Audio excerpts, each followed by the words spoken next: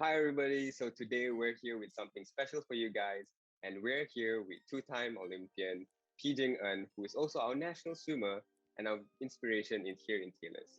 So today we have burning questions with Phee Jinq, who has recently competed in the Tokyo 2020 Olympics and also the previous Rio Olympics. So hi, how are you today? Hi guys, I'm Jinq. I'm good. How are you? All right, I'm great too. So Jinq, since you were a alumni or Taylorian and so on, what course did you actually study? I actually went to Taylor's for ADP, the American Degree Transfer Program.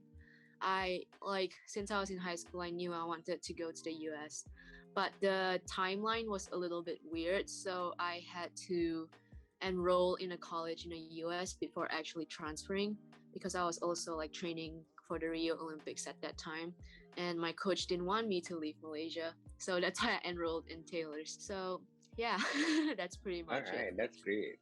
I think all the ADP juniors out there, you guys can look up to such an inspiration here from Taylor's. All right, so before we kick things off, perhaps you can drop a fun fact which all our Taylorians can know about you. Oof. Yeah. Fun fact, I draw a lot. Ooh, what That's a what do fun you fact. draw? I Just draw portraits of people. Ooh. Yeah. I All can right, all also right. spin a book. All right, yeah. Yeah. So for those guys who don't know, Jingan has actually just returned from the Tokyo 2020 Olympics and she's in quarantine right now. So that's that. So the first question, which was asked by a lot of Taylorians out there, was what actually inspired you to start and continue your swimming journey? Like a lot of other swimmers, I started because my family wanted me to learn water safety. So I actually hated it because every time I swam, my lips would turn purple because I was cold. So shortly after I learned how to swim, I quit for about a year. And after quitting, because my brother continued swimming and then he was on the swim team, so I had to tag along with my parents to go watch him swim for 2 hours every night. And it was really, really boring. So I decided to join a swim team. And that's kind of like how my competitive career started. What really inspired me to continue swimming was when I was like 17 years old. I represented Malaysia at the SEA Games. So that was my first major meet in my swimming career. And I actually won a gold medal as a first timer. So like I really liked that feeling of winning. Like, you know, like that feeling you get when you stand on the podium and then you see the Malaysian flag being raised and then they sing Negaraku. That was just like a feeling that was like, wow, this is amazing. And I kind of just like wanted it more. So like I continued to train harder and, you know, started to take swimming seriously. And long story short, I'm here now. It kind of relates to my second question from our Taylorians, which is who is your idol and who is the person you actually look up to? Was your brother one of them? No, not really. I'm sorry, Jigan's brother. No, it's okay.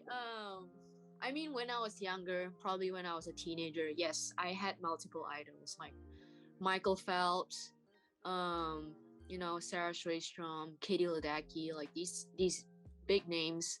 But like as I kind of grew older and then I went to like more and more bigger competitions, like all of a sudden I realized that these people that I looked up to so much and wanted to be like them so much are just normal people. They're just like human like us. And I don't know, like it was weird. Like at one point I was at a meet and then I just realized all of a sudden like I don't really look up to them anymore. Like, I mean, they're awesome, but like I just want to be the best version of myself. So as of now, I don't really have many people that I look up to or one particular idol that I really look up to, but I do have a bunch of people like my teammates, my coach, those Olympic gold medalists, like all of them had a different story, and also my family that really, really inspires me and really supports me. That's why I am able to do what I'm doing right now. Nice. Just to segue a little bit, have you actually met any Olympians that you previously looked up to or anything? Oh yeah, definitely. I've taken pictures with a lot of Olympians. I even like non-swimmers like Simone Biles. I've seen her in real life. She's really, really tiny. Damn. Okay, that's really lucky. I wish I could take pictures with Olympians as well. All right. So moving on to the next question. Where do you actually see yourselves in the next 3 years? Because in the next 3 years, it's the next Olympics in Paris. Honestly, to be totally honest, as an athlete, I have no idea. I just want to focus on what I want to do tomorrow. I don't even know what I want to do yet. But I feel like thinking too far ahead, it's going to get you anxious and you're going to get so stressed out, and that's very unhealthy for your mental health. So I am unable to answer this question actually, unless I'm in a job interview and I have to, like make up something. But yeah, right. to be totally honest, I don't have an answer for that. Okay, maybe we can switch it up a little bit. So maybe what do you see yourself doing once you're out of quarantine and you're out there back again? I'll be spending a lot of time with my family. I haven't seen them since I left for the US November last year. Since I came back from the US before Tokyo, I actually haven't been home at all. So I'm really excited to spend some time with them. And even though it's MCO right now, which really, really sucks, hopefully we still get to do some fun things before I have to stay in the dorms again and train for the next Olympic cycle. All right. Move on to the next part. So I think this is a very interesting question that was posed. What was your most interesting part of the Olympic Village? I think everything was pretty interesting. Just being, I have one. Like one day I was in front of the lift and then waiting for the lift to come. And then the lift opened and it was the badminton player Chen Long just standing in there. Oh my God. Because we stayed in the same building as the Chinese Olympians. So I get to meet like all these Olympic champions just casually taking the same lift downstairs. Oh my God. And it just hit me all of a sudden, and I'm like, wow, this is crazy. Like this is like what, probably like 10 kilometers square of like this place right here on Earth in Tokyo right now. People from all over the world that their countries have sent to test our athletic abilities. It's kind of weird when you think about it that way. Yeah. But like it's just like really, really cool because like it's like the world ends and you just keep the Olympic Village alive. We would still be thriving, because we have everyone from all over the world. Yeah, so I thought that was really interesting. Also, like for our listeners out there who don't know what Olympic Village is, it's practically the place where they're in a safety bubble, so COVID doesn't get them also, and it's a place where all Olympians stay and so on.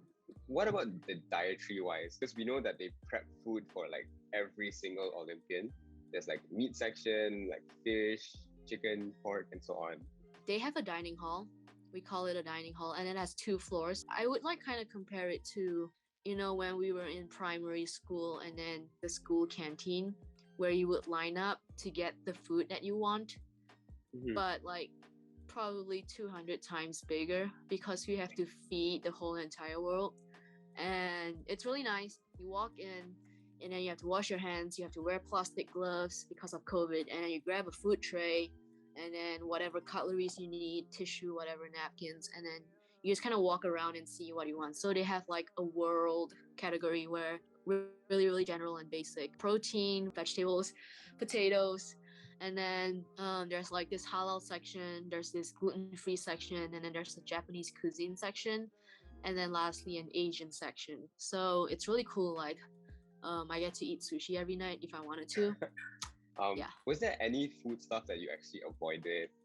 The seafood mostly, but I still eat it sometimes because I heard that because Japan, like how do I say this? There was some radioactive substances in their seafood at one point because they kept dumping radioactive like whatever waste into the ocean. So seafood was what I avoided the most. And interesting thing, the whole entire Korean contingent does not dine in the dining hall with us because they were worried that all their food would be contaminated. So they actually hired 15 chefs, if I'm not mistaken, to cook them food in their own building every day. That's so cool. So much effort to put in just for food. What about transportation wise or environment wise? Because we know that Olympic Village is kind of like a sustainable village of some sort. There are a lot of buses. I don't even begin to know how to explain this. So like we have like this whole entire area. It's the village itself. And there's only one place you could exit the village, and that's the transport area where they take you to the venue. And they would separate it into like probably 30 or 40 categories depending on where your venue is. And we, for swimming, because we have like 900 over swimmers and like plus coaches and divers and like officials, so like we have 4 buses that leaves to the pool every 5 minutes.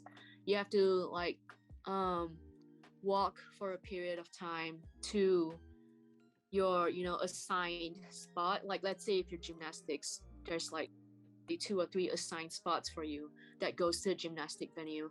And then for swimmers and divers, we go to the same venue, so we have to share the same 4 spots. And yes, we all do share like seats with like other Olympic athletes from other countries, because obviously there are so many people. And like I thought that they would like have only 75% capacity because of COVID, but they actually filled the whole entire bus up. But we had to wear our masks at all times. We're not allowed to take it off, and we never get to go out of the village because of COVID. I saw an article where 2 Georgian athletes actually went out of the village a few days ago and they got arrested. Oh. Yeah. So they don't get to compete at all, right? Oh, they already finished competing. Oh. Yeah. Oh no. But if you do that before competing, yes, they would probably send you home right away. Damn. Okay, that sucks. Do you mind showing us some of these souvenirs you actually brought home from the Tokyo Olympics? Yes, for sure. But actually, before that, I kind of want to point out something. I feel like these aren't really free, although it's technically free, but not really, because I feel like a lot of us Olympians bought it with 10 years of hard work. So, Yes. so I'm just gonna show these, and these are pins that you get if you play a game with them and collect points. And then these, every country get these limited edition watch from Swatch.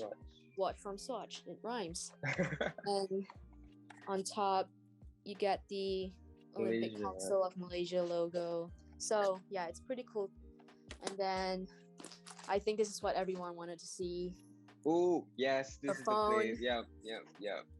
We get a phone, yes, for free. We didn't buy this because Samsung is the official sponsor of the Olympics, and I haven't turned it on yet. But we have this really nice Olympic logo at the back. Damn. Yeah. Oh, I bought these actually. Ooh, This is cute. the mascot. Yeah, I like to buy mascots whenever I go to games and I collect them and I display it. And then I bought more souvenirs for my friends, like keychains. Oh my god, that's Keychains, yeah, and a magnet for my mom because she collects all these magnets. This is the Japan Olympic team magnet, which is pretty cool. Wow. And pins. I actually bought these pins. Oh, another pin. Every Olympian gets this. It's a participation pin. Ooh, cool. So you have 2 of that now, right? Yeah, I have 2 of that now. Nice. Yeah. You're getting a lot more in the future. And probably a lot of people are gonna ask this, but no, you cannot buy this anywhere. And we get Samsung Galaxy headphones. I'm actually using them. They're really, really cool. The casing. Yeah. Oh, for the earbuds. Right. Yeah, that's pretty much it. I'm gonna show you guys these. So there's actually an Olympic culture. We call it pin trading. Whenever you go to the Olympics, the Olympic Council of Malaysia, they would give you about 30 or 40 of pins that look like this. Oh, it's blurred. Yeah, I can see. Yeah. So basically you kind of like trade these pins with like other countries' athletes. My personal favorite would be like Oh, Ruba. Wow. Yeah, and then Mongolia. Mm-hmm. There's France. This is a big country, obviously. And one of my personal favorites too is Cayman Islands. That's a turtle. That's nice. I like the turtle. Yeah, and I have about 40 more of these from other countries. It was really Damn. cool. Like you get to like just strike up a conversation with a random Olympian from another country, and the other day I was walking to the dining hall, and the Swedish athlete, she just asked me if I was competing today. I was like, yeah, and she's like, oh my god, I'm rooting for you. And I found it kind of strange because we're at the Olympics, and then a random Swedish Olympian is rooting for me But instead of how her do own you countries. how do you talk? I mean, I'm not sure if everybody understands like English or they speak in their own native language, but like, how do you ask them for pins and so on? Oh, this is an accreditation card that we have to carry wherever we go. So it's kind of like our identification card. So like IC lah in Malaysia. So we wear it like that, however you want. And fun thing is we would put our pin here.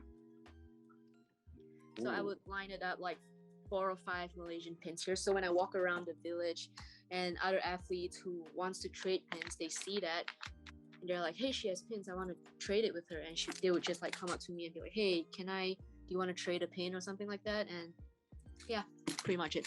Really easy. Have you had a case where like you didn't want to trade with them? Or is it like you just always trade? Yeah. But, Many times. It's funny, like there's one country that I really, really never want to trade with. It's United States. Oh.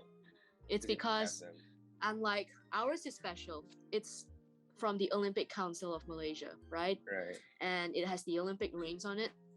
But the United States, they don't have a thing like that. So their pins actually come from their association. So every different sport, like let's say if you're a diver or if you're a track and field athlete, they would have 2 separate pins. Like the track and field athlete, they would have US track and field. And then the divers, they would have USA diving, a pin like that. So I don't really find that special. Yeah. That's why I try to many. Yeah, I try to avoid them. But yeah, I do have a USA pin with me right now because an Olympic gold medalist wanted to trade it with me. I was like, how could I say no? Oh my god, who? Brooks Curry. Ooh. He's a relay swimmer. Yeah. Does it say swim, like swimming or anything? I could find it. There we go. Like it doesn't even say Olympics. Yeah. It has this small USA swimming logo on it. And you could tell it's actually from the association instead of US Olympics. Did you freak out when he asked you? No. No, like I I didn't. said earlier, I look at these people like they're just human, so no. All right, I think that's fair. Thank you for showing us your pins and taking the stuff out of the bag for us. I think. Yep. We'll move on to the next question. What went through your mind when you were actually told you were going to represent Malaysia in the Olympics? I've been to the Olympics twice, and both times when I was told that I was gonna go to the Olympics actually were different. Like how I felt was different. Like the first time, obviously I was freaking out because I was like 17 years old, 18 years old. I was like, oh my God, I'm actually going. And then I couldn't believe that I was actually going until I actually left. I was like, wow, I'm going. And then once I got to Rio, I was like, wow, I'm here. I still can't believe it. So it was just kind of like a mess. Like emotionally, I was just what? Obviously, I was happy because getting to represent your own country at the Olympics, like the Olympics, is a really huge thing for any athlete, I think. But the second time when it came, I kind of already knew I was going because I was the only female swimmer in Malaysia who has qualified for it. So it has got to be me. Like I just kind of knew, like it was in the back of my head. But like it wasn't official until like July. So when they officially told me I was going, obviously I was like relieved and also, excited also. And this time I told myself, because I didn't do well the first time I went to the Olympics, I told myself this is the second time. I already know what's gonna happen, and I already know that it's gonna be nerve-wracking as usual, but like I am older this time, so I will be more prepared. So that's kind of like how I felt. I was more calm and steady compared to the first time where I was just like, yeah. I think if I went to the Olympics, I would flip because I'd be like, whoa, I'll be seeing all these big people, Like if I saw Chen Long in the lift, I would freak. I would be like, yo, that's the guy who in the Oh, Olympics. see, Yeah. the thing is, Yeah. I've seen him many times. I've seen him in Mm. Rio. I've seen him at Asian Games multiple Mhm. times, and then I've seen him obviously in Tokyo many, many times. So you just Yeah, I gotta guess get used to it. about swimming, I think this is very common among swimmers. So if we have people who are swimmers out there, you might know it feels a little scary to be on that starting block before you jump into the water. So how did it actually feel for you to be at the Olympics, and how was the experience? Was it like scary, or was it just like nothing to you? Yeah. I think it's a mixture of basically all the emotions you would feel because not knowing what the outcome would be, like nervous, a bit scared, like a lot of pressure, definitely a lot of stress, but also really excited because come on, you're at the world's biggest stage right now. Like even though, so I was actually trying to just before I race, I was just trying to convince myself that the work is done, training's been done. Just like trust yourself out there, and just go for it. I have nothing to lose. Um, how was it scary? Yes, definitely it was scary, but I feel like I'm experienced enough to kind of not let that feeling, sway my performance. Like it would be scary, but I was trying to not, be jittery or anything. So I was just like trying to feel more confident than nervous going into the race. Yeah, that's how it was. Just like a lot of feelings. Yeah. Okay, so like a follow-up from that, like how do you actually cope with nervousness when you actually do go for these matches? I listen to music a lot. I sometimes play games on my phone. I talk to people because we have this little area where it's like we reserved it just for Malaysian athletes at the pool, and then right next to us is Hong Kong. And I actually have a friend from Hong Kong who I've known for about 10 years. We met when she came to Malaysia to compete when we were really, really young. So she's a really close friend of mine. So like I like to just, talk to her to calm myself down. Or like I talk to my coach or I talk to my teammate Wilson. We just talking to other people, it really helps me calm down a lot. And if they're not there, then I listen to music.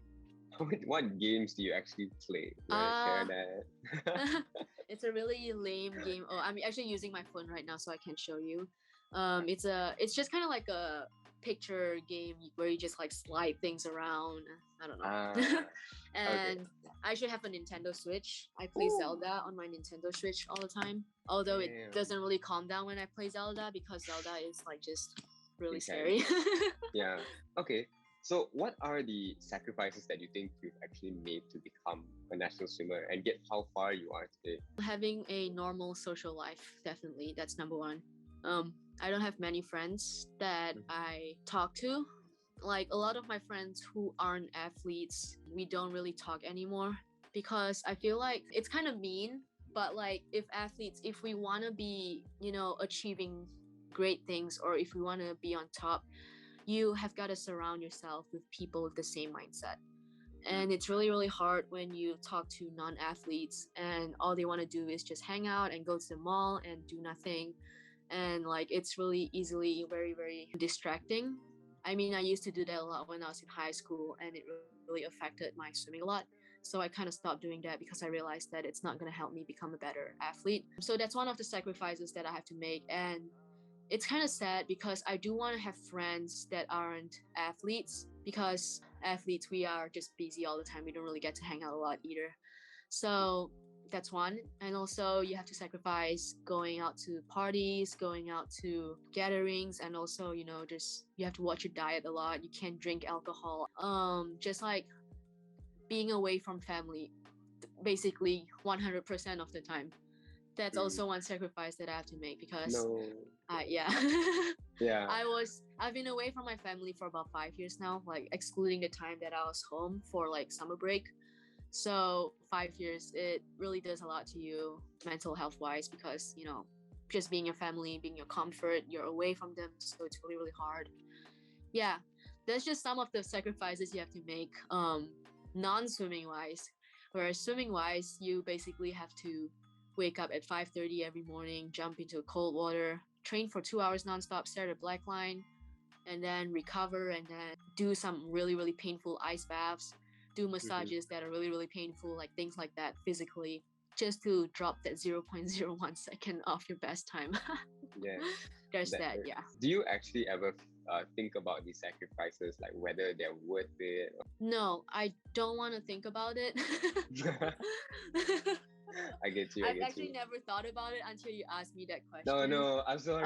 No, it's okay. No, it's okay. But I'm just gonna explain it to you. Yeah. Like the moment you asked me that question, I'm like, if I start thinking about it, I'm gonna regret it, and I'm going to stop being an athlete.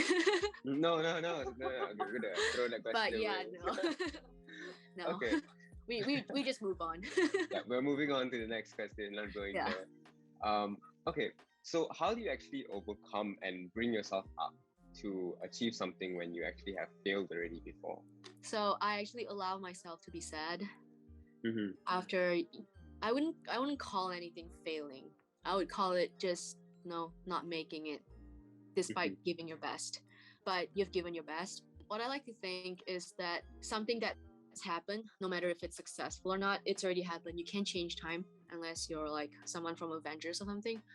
So since it already happened, I like to allow myself to be sad for a couple of days, because you don't really want to get all those like sadness or anger pent up inside yourself, because it's not really not good for you. So I allow myself to be sad for a couple of days, and then I would force myself to move on, because at that point, maybe after like a week or like 2 weeks, I would tell myself, well, you could continue to sulk and be not productive, or you could continue to like just move on, let it go, and just like continue working hard for whatever your goals are. Yeah, I think that's a very fair point also.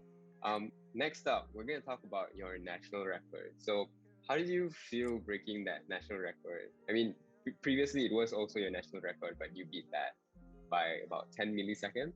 I could like tell you about how I felt that very moment in Tokyo when I touched the wall and turned around and saw that time. What I was thinking when I saw that I have dropped 0.1 second was not, yes, I broke the national record. No. What I thought about was, oh my God, yes, I went a personal best time. This is the fastest I've been my whole entire swimming career. And at the Olympics, where people could really, just crumble under pressure, I managed to hold on and, just went a personal best. So that's actually how I felt at that time. Like the national record, like that thought didn't even like hit me until I was walking through the mixed zone where there are a lot of reporters, and then you kind of like find Astro Arena because that's from Malaysia. And then the reporter asked me, how do you feel you broke your own national record? When he mentioned that I broke my own national record, that was when I realized, oh, my personal best was also a national record.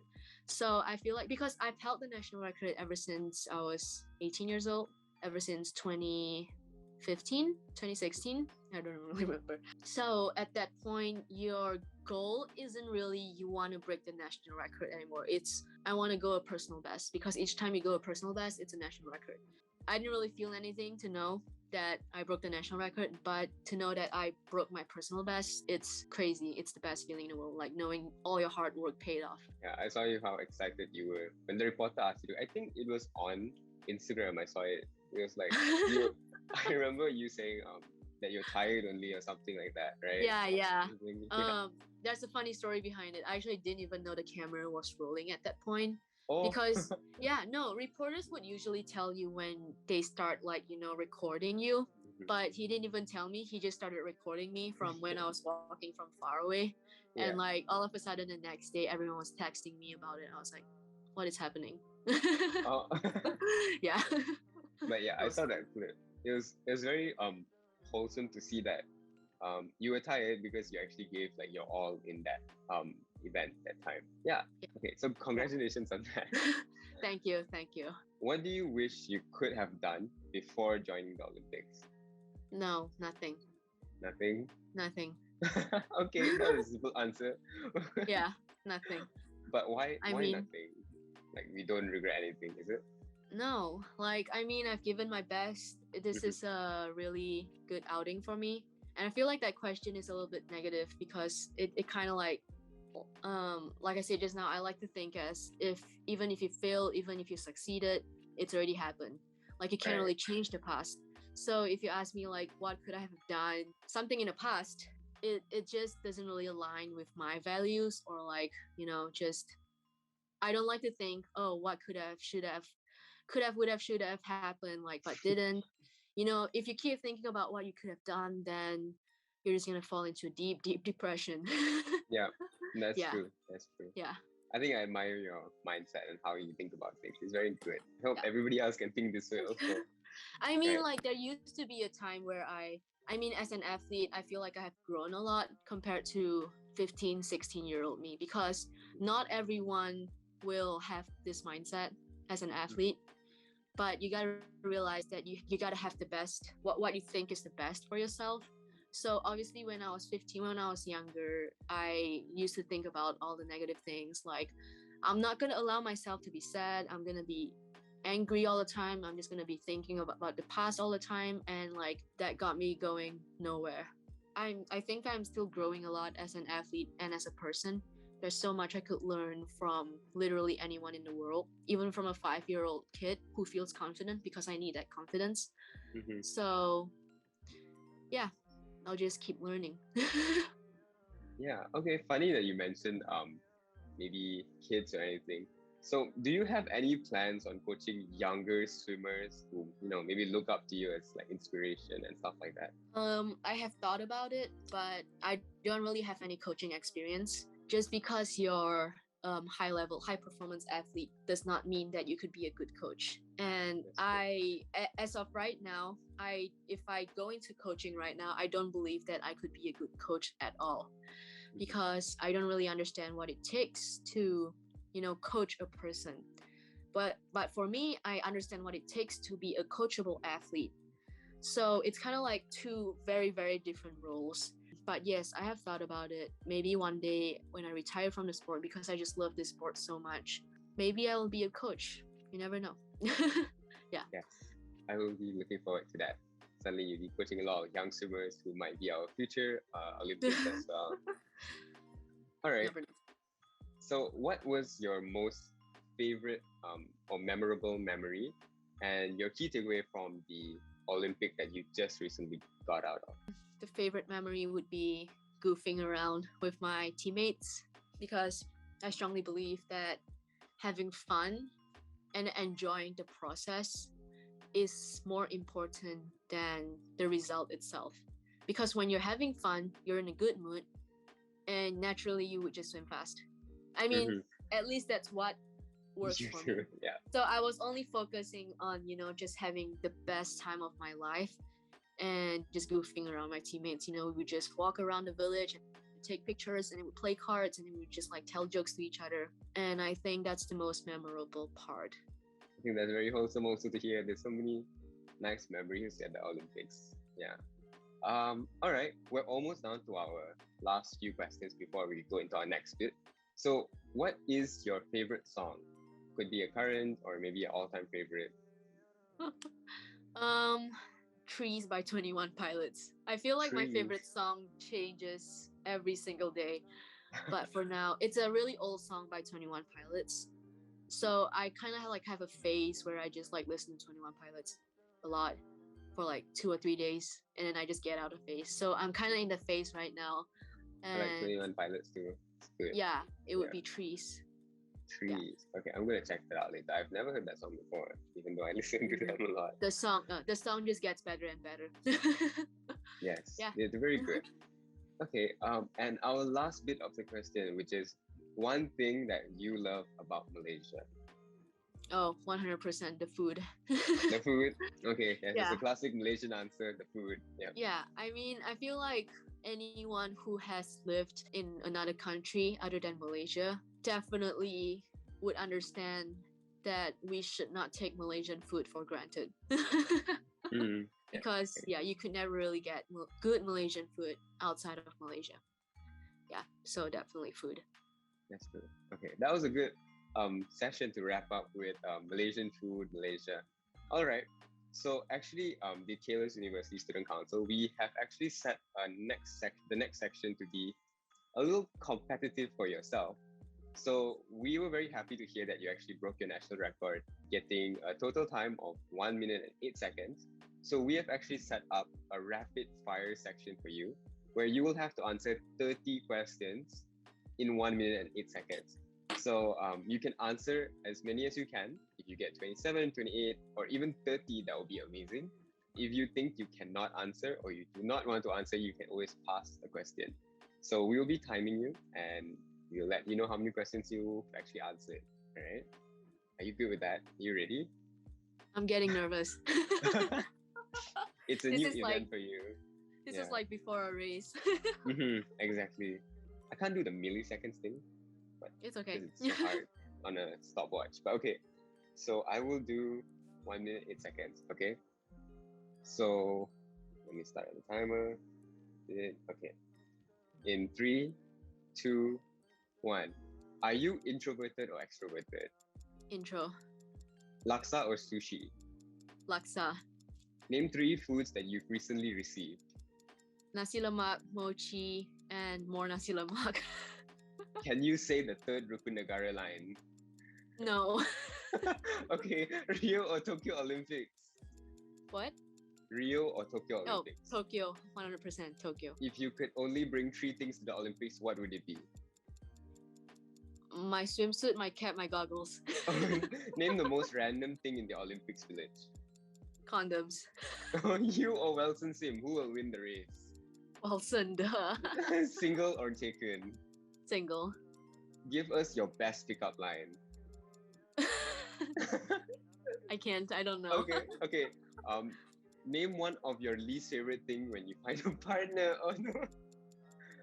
Least what? Least favorite thing when you find a partner. Eating like this. Okay. Okay, we're gonna give you an extension, a little bit of time. Okay, swimmer guys or non-swimmer guys? No comment. Blackpink or BTS? Oh, BTS for sure. Okay. Meeting BTS or winning the Olympic gold medal?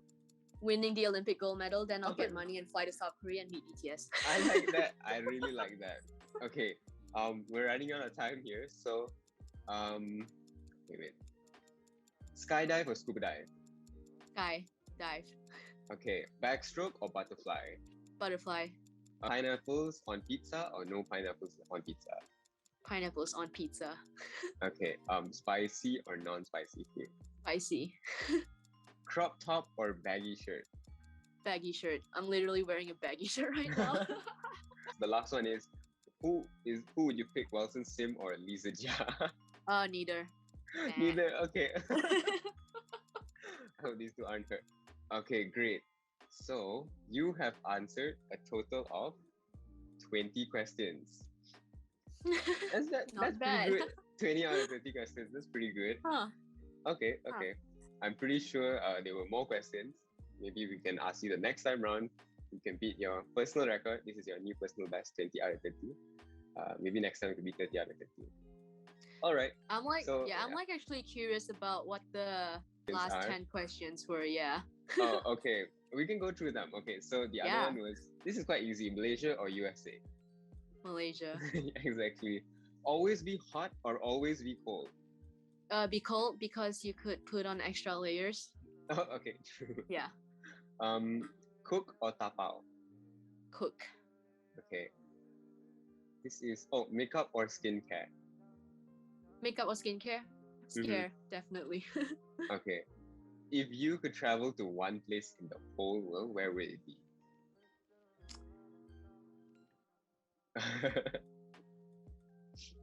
I don't know. MCO has been too long that I Yeah. have not thought about that question. Okay, but yeah, those are the remaining 10 questions. Yeah, I hope you enjoyed that whole session of rapid fire with us. It was all made up by our Taylorians itself. They actually wanted to know all these questions. They wanted to know you better. Interesting. It was actually Very really interesting. fun, yeah. Yeah, and I hope you had fun as well in this chit chat session. But before we wrap up, what do you want to say to our fellow Tellurians and Malaysians out there who have actually already witnessed you swimming and seen all the Olympians there? We know we're extremely proud of you guys and everything that you guys are doing. But yes, what would you want to say to these people? Like to everyone who has been supporting us as Olympians in Tokyo, like I am really, really grateful for all your support and really, really thankful. So I want to thank you guys because we wouldn't be here without you guys. And please do continue to support us. I know this is a really rough period with like COVID cases getting higher and higher each day, but like please do hang in there. It's gonna end one day. We just don't know when yet. Although it looks like it's never ending, but keep your head up. And yeah, thank you.